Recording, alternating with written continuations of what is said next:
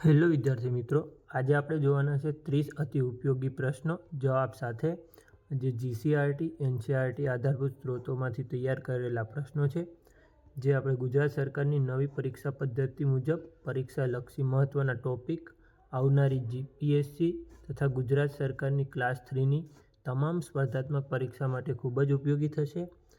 જો આ વિડીયો તમે લાઈક ના કર્યો હોય તો લાઈક કરી દેજો. ચેનલને સબસ્ક્રાઈબ ના કરીએ તો સબસ્ક્રાઈબ કરી દેજો અને તમારા મિત્રો સુધી આ વિડીયો શેર કરજો. તો ચાલો આપણે વિડીયોની શરૂઆત કરીએ. Question number 1. યુ ખાલી જગ્યા your time provided you started early. જવાબ આવશે option C, could have saved. Find out correct spelling. Option B, academic. Give a synonym for nervous. જવાબ આવશે option D, anxious. Question number 4. ખાલી જગ્યા Avesta is the holy book of Parsi. તો article આગળ આવશે option C, the. Question number 5. Sardar વલ્લભભાઈની અધ્યક્ષતામાં પ્રથમ વખત કયા અધિવેશનમાં મૂળભૂત અધિકારોની માંગ થઈ હતી? જવાબ આપશે option A, Karachi. Question number 6. રાજ્યની આકસ્મિક નિધિના મુખ્ય સંરક્ષણ કોણ છે? ઓપ્શન સી, રાજ્યપાલ.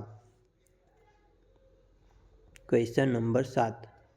સરસ્વતી ચંદ્ર મહાન ગ્રંથનો પ્રથમ ભાગ બુદ્ધિધરનો કારભાર કયા વર્ષમાં પ્રસિદ્ધ થયો હતો? જવાબ આવશે ઓપ્શન એ, 1887. Question number 8. હું છેલ્લી પાટલી પર બેઠો છું. આ વાક્યમાં છેલ્લી શબ્દનો વિશેષણનો પ્રકાર જણાવો. તો જવાબ આવશે ઓપ્શન સી, ક્રમવાચક વિશેષણ. સાબરમતી આશ્રમની સ્થાપના કયા વર્ષે થઈ હતી? તો જવાબ આવશે ઓપ્શન ડી, 17 જૂન 1917ના રોજ.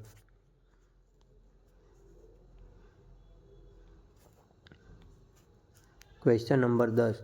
કયા મુખ્યમંત્રીના શાસનકાળમાં ત્રિવર્ણ વીજ મથકની શરૂઆત થઈ હતી?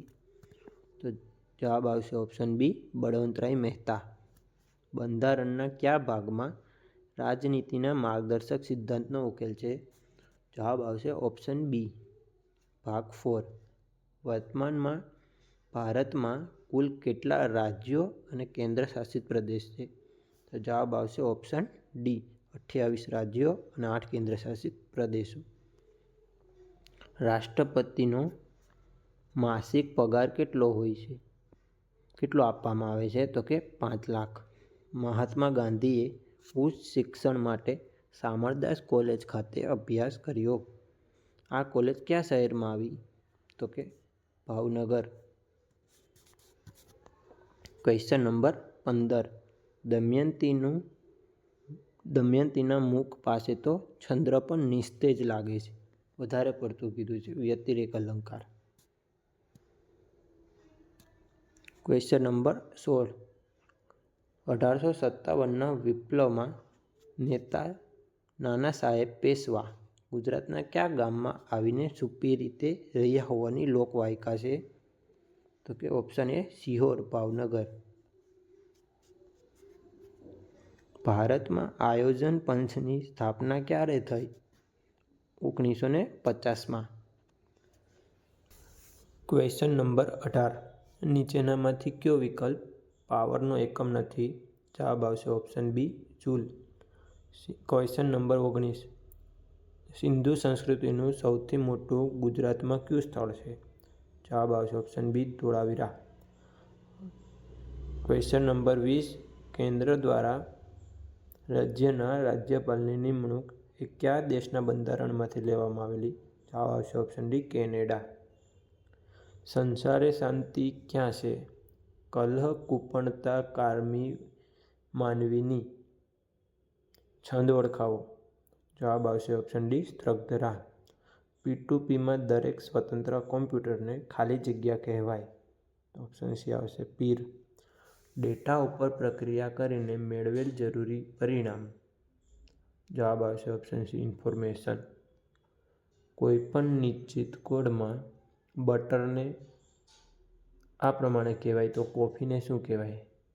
તો કે બી પછી સી, યુ પછી વી, એટલે એક આલ્ફાબેટ પ્લસ થાય છે. તો સી પછી ડી આવશે. તો ડી વાળો એક જ ઓપ્શન છે, ઓપ્શન એ. સમાસ ઓળખાવો જિલ્લાવાર, અવયવી ભાવ સમાસ. ચૂંટણી ઘોષણાપત્ર.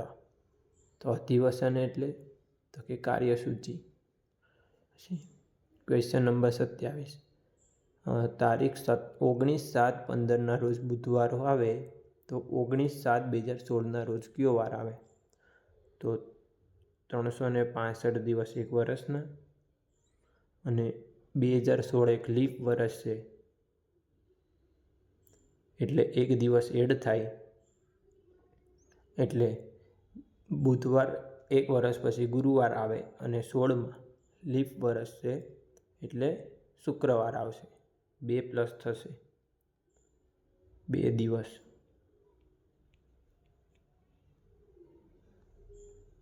Question number 28. મોનિટરનું રિઝોલ્યુશન શેમાં માપવામાં આવે છે? જવાબ આવશે option D, DPI. Question number 29. રૂઢિપ્રયોગનો અર્થ શોધો. મહેર ચડવું, સામ સામે સ્પર્ધામાં ઉતરવું.